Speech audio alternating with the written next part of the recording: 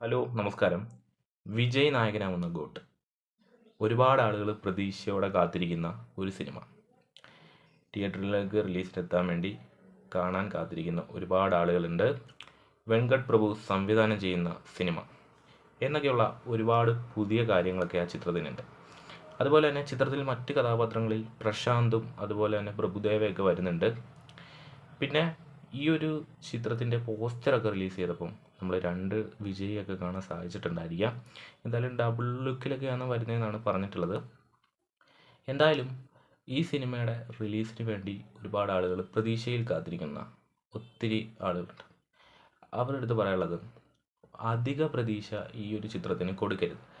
അത് നമ്മൾ വിജയ് സിനിമകളൊക്കെ കണ്ടു വരുമ്പോൾ തന്നെ നമുക്കറിയാൻ പറ്റും. വിജയുടെ മിക്ക സിനിമകളും എല്ലാം വൺ പ്രതീക്ഷയിലാണ് ആളുകൾ ചിത്രത്തിന് കൊടുക്കുന്നതെന്ന് പറഞ്ഞു. വൺ പ്രതീക്ഷയിലാണ് എല്ലാ ആളുകളും അതിനെ നോക്കി കാണുന്നത്.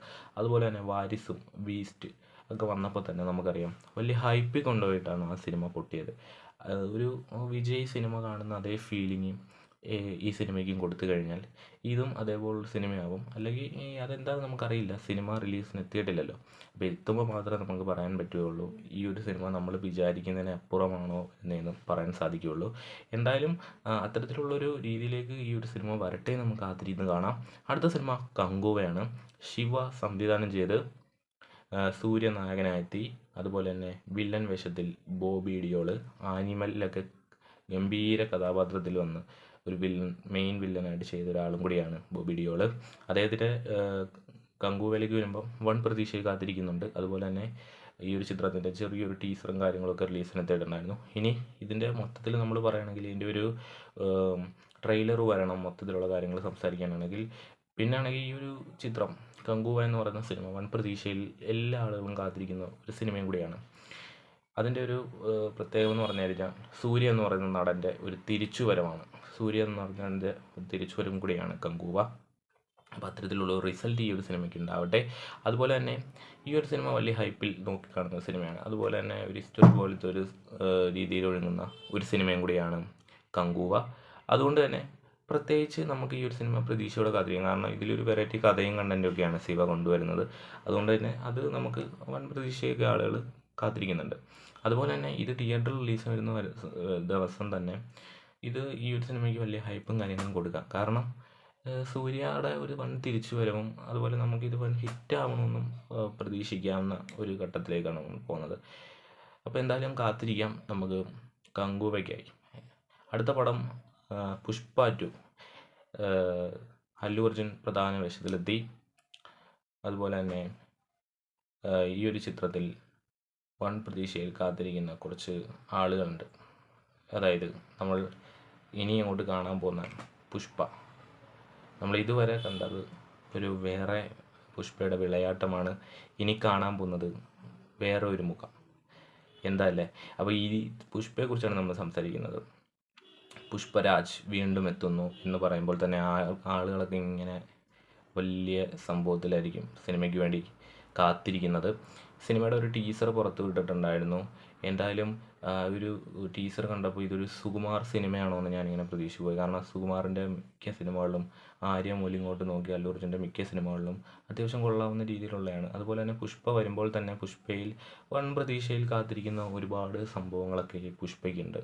കാരണം ഒന്നാമത്തെ കാര്യം എന്ന് പറയുന്നത് ഫഹദ് ഫാസിൽ വില്ലൻ ക്യാരക്ടറായി വരുന്നു എന്നൊക്കെയുള്ള ഒരു കാര്യം കൂടെ സിനിമയ്ക്കുണ്ട്. ഇനി വെറൈറ്റി ഒരു കഥയും കൊണ്ടുവന്ന് വേറെ ഒരു ടോപ്പിക്കും പറയുകയാണെങ്കിൽ ഈ സിനിമ തീർച്ചയായും ഹിറ്റാവും. അല്ലെങ്കിൽ നമ്മൾ ടീസർ കണ്ട പോലെ തന്നെ എനിക്ക് ടീസർ കണ്ടപ്പോൾ ഒന്നും പറയാൻ സാധിച്ചിരുന്നില്ല, ഡീകോഡ് ചെയ്യാൻ സാധിച്ചിരുന്നില്ല. ട്രെയിലർ വരുമ്പോൾ നമുക്ക് ഇതിൻ്റെ മൊത്തത്തിലുള്ള കാര്യങ്ങളെ പറ്റി നമുക്ക് സംസാരിക്കാവുന്നതാണ്. കാരണം ഇതിന് മുന്നേ ഇറങ്ങിയിട്ട് ഇതിലും പുലിയെ കൊണ്ട് തിരിഞ്ഞു നോക്കുന്ന പുഷ്പയെ കണ്ടപ്പോൾ ഒരുപാട് ആളുകൾ ഇതിൻ്റെ ട്രെയിലറും ടീസറും കണ്ട് കളിയാക്കിയിട്ടുണ്ടായിരുന്നു. കാരണം അത് എന്താ കാണിച്ചു വെച്ചിരിക്കുന്നതെന്നൊക്കെ പറഞ്ഞ്. അപ്പോൾ എന്തായാലും നമ്മൾ വിചാരിക്കുന്ന പോലെ തന്നെ ഇതിൻ്റെ ഒരു സെക്കൻഡ് പാർട്ട് ആയതുകൊണ്ട് തന്നെ അതിന് വേണ്ട ഒരു കഥയും സ്റ്റോറിയും സംവിധായകന് കൊടുക്കാൻ സാധിച്ചെങ്കിൽ ഈ ഒരു സിനിമ ഉറപ്പായും ഹിറ്റാവാൻ ചാൻസ് ഉണ്ട്. അതുപോലെ തന്നെ ഞാൻ പറയാനുള്ള കാര്യം, ഇപ്പം ഞാൻ പറഞ്ഞിരുന്ന ഈ 3 ചിത്രങ്ങൾ ഗോട്ടും അതുപോലെ തന്നെ കങ്കുവ, പുഷ്പ ഒക്കെ വൻ പ്രതീക്ഷയിൽ കാത്തിരിക്കുന്ന സിനിമകളാണ്. ഈ സിനിമകളാണ് ഇനി അങ്ങോട്ട് വൻ പ്രതീക്ഷയിൽ ഹിറ്റടിക്കുമോ ഇല്ലയോ എന്നൊക്കെ നമുക്ക് നോക്കി കാണാം.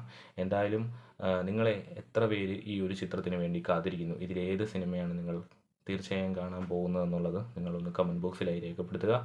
അതുപോലെ തന്നെ ഞാൻ ഈ 3 സിനിമകളും തിയേറ്ററിൽ പോയി തന്നെ കാണും. കാരണം ഈ ഒരു 3 സിനിമകളും വൻ പ്രതീക്ഷയിലിരിക്കുന്നതല്ലേ. ഗോട്ട് എന്ന് പറഞ്ഞാൽ വെങ്കട്ട് പ്രഭു എന്ന് പറയുന്ന സംവിധായകൻ്റെ ഒരു പ്രധാനപ്പെട്ട ഒരു സിനിമയും കൂടി ആയിരിക്കാൻ നമുക്ക് കാത്തിരിക്കാം. എന്തായാലും അദ്ദേഹം എന്താണ് ഗോട്ടിൽ ചെയ്ത് വെക്കുന്നതെന്ന് നമുക്കറിയില്ല. അത് ഗോട്ട് എനിക്ക് നല്ല പ്രതീക്ഷയുണ്ട്. പിന്നുള്ളത് പുഷ്പ പിന്നെ അത്രയ്ക്ക് വൻ പ്രതീക്ഷയൊന്നും ഇല്ല. കാരണം ഫസ്റ്റിലേക്ക് വൻ പ്രതീക്ഷ കൊടുത്തിട്ടാണ് ആ ഒരു സിനിമ അത്തരത്തിൽ ഹിറ്റായാൽ പോലെങ്കിലും നമുക്ക് വലിയൊരു ഗുമ്മായിട്ടൊന്നും ഫീൽ ചെയ്തിട്ടില്ല. രണ്ടാം ഭാഗം വരുമ്പോൾ തന്നെ വില്ലൻ ഫഹദ് ഫാസിൽ, ഇനി അങ്ങോട്ട് ഫഹദ് ഫാസിലുമായിട്ടുള്ള മൊത്തത്തിലുള്ള ഒരു ഇതായിരിക്കും ഈ കഥ പറയുന്നതിന് നമുക്കൊരു ഉള്ളിലൊരു ഇതുണ്ട്. എന്തായാലും കാത്തിരിക്കാം ഈ ഒരു 3 ചിത്രങ്ങൾക്ക് വേണ്ടി. അപ്പം വീഡിയോ ഇഷ്ടപ്പെട്ടാൽ ലൈക്ക് ചെയ്യാൻ മറക്കരുത്. അതുപോലെ തന്നെ വീഡിയോ കാണുന്നവരൊക്കെ സബ്സ്ക്രൈബ് ചെയ്യുന്ന കാര്യം പരിഗണിക്കുക. അടുത്തൊരു വീഡിയോയുമായി നമുക്ക് വീണ്ടും കാണാം. അതുവരെ ബൈ ബൈ.